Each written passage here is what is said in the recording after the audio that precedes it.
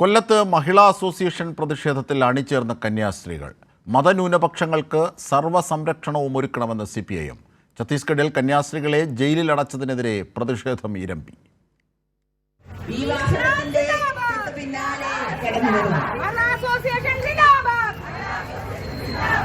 ഛത്തീസ്ഗഡ് ഉൾപ്പെടെ ഹിന്ദു തീവ്രവാദികളുടെ അതിക്രമങ്ങളിൽ നാടെങ്ങും പ്രതിഷേധം ശക്തി പ്രാപിച്ചതിന്റെ നേർക്കാഴ്ച കൂടിയാണ് കന്യാസ്ത്രീകളുടെ സമര പങ്കാളിത്തം. മതപരിവർത്തനം ആരോപിച്ച് കള്ളക്കേസെടുത്ത് കന്യാസ്ത്രീകളെ കൽത്തുറങ്കലിൽ അടച്ച BJP സംഘപരിവാർ ഫാസിസ്റ്റ് തീവ്രവാദികൾക്കെതിരെ CPIM തെരുവിലിറങ്ങി പ്രതിഷേധിക്കുന്നു. മതന്യൂനപക്ഷങ്ങൾക്ക് സർവ്വസംരക്ഷണവും ഒരുക്കുമെന്ന് CPIM കൊല്ലം ജില്ലാ സെക്രട്ടറി സുദേവൻ പറഞ്ഞു.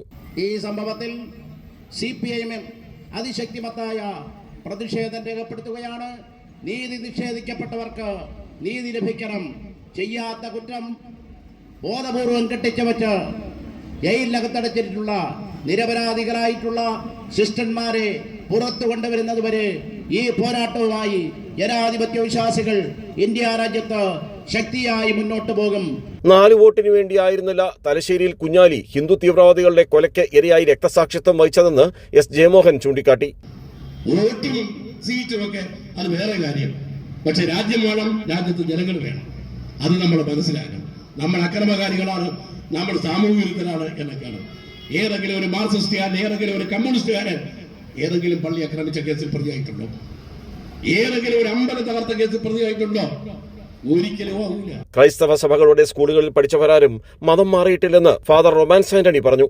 ഭരണഘടനയിൽ കൈവച്ചുകൊണ്ട് സത്യം ചെയ്ത ജാതിമത വിവേചനമില്ലാതെ രാജ്യം ഭരിക്കാമെന്ന് പറയുന്ന ആൾക്കാര് ഭരണഘടനാ ലംഘനം നടത്തിയിരിക്കുകയാണ്. ശ്രീമാൻ മോഡി, നിങ്ങൾ ഈ രാജ്യം ഭരിക്കുവാൻ ഒട്ടും യോഗ്യനല്ല.